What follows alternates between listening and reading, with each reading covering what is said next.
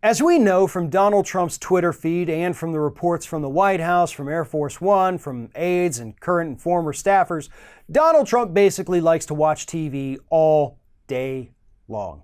That's what he does.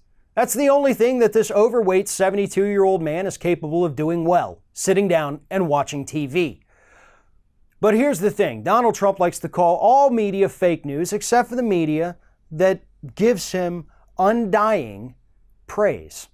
And so how does Donald Trump ensure that these networks are going to keep lavishing him with praise even as his behavior, his policies, and everything become more erratic and destroy the lives of American citizens? Well, it's easy. If you want positive coverage, you have to give them something in return, and Trump knows exactly what to give them. This past weekend, he was tweeting out endorsements for Alan Dershowitz's new book as well as Sean Spicer's new book. And what do those two men have in common? Well, every time they go on TV, they defend the presidents. Dershowitz personally has been going out on the media saying the Mueller investigation is crap, it's a witch hunt, nothing Trump did was illegal, we should move on, this is ridiculous. And Spicer, of course, just described in his recent book Donald Trump as a unicorn riding on a unicorn over a rainbow.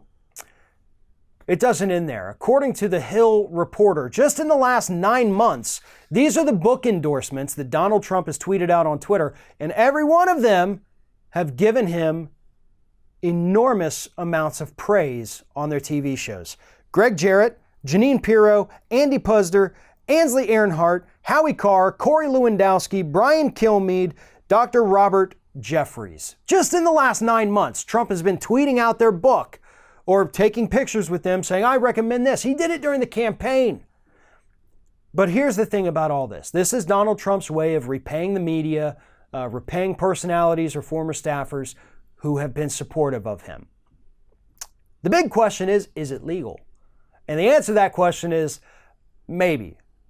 That's the problem here. There are very specific rules put in place to where any member of an administration cannot go out and endorse a product or candidate.